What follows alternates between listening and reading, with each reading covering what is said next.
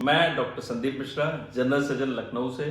आज हम लोग बात करेंगे बीमारी हाइड्रेडनेटिस सेपोरेटिवा के बारे में। तो हाइड्रेडनेटिस सेपोरेटिवा में क्या होता है कि जो बॉडी में डिफरेंट जगह पसीने वाली ग्रंथियां एपोक्राइन ग्लैंड्स पाई जाती हैं, जैसे एक्जिला में हो गया, एक्जिला या आर्मपिट्स में हो गया, ग्रॉइन एरिया में हो गया, बटक्स में, एनल लीजन्स में।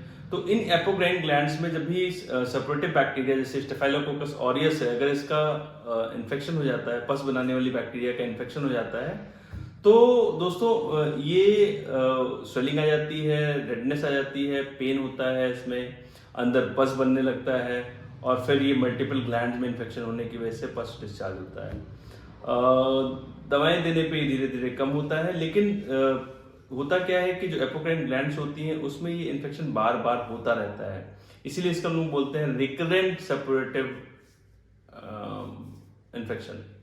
तो दोस्तों ये अधिकतर आर्मपिट्स में देखा जाता है।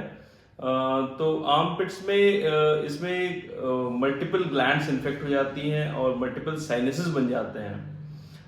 तो दोस्तों इसमें सबसे ट्रीटमेंट की बात करें तो पहले हम लोग बोलते हैं वेट रिडक्शन के लिए, कि अगर पेशेंट हमारा ओबीज है, मॉर्बिड ओबीज है, तो उसको हम लोग वेट रिडक्शन के लिए बोलते हैं, क्योंकि जब तक वेट रिड्यूस नहीं करेगा, एडिक्वेट वेट में नहीं आएगा, तो due to increase amount of fat and all उसकी इम्यूनिटी कम होती है और उसकी ग्लैंड में इन्फेक्शन होने के चांसेस बढ़ जाते हैं। दूसरा दोस्तों इसमें प्रॉपर एंटीबायोटिक्स देते हैं, एंटीबायोटिक का कोर्स देते हैं, एनालिसिक का कोर्स देते हैं और इसकी हाइजीन का ख्याल रखना होता है।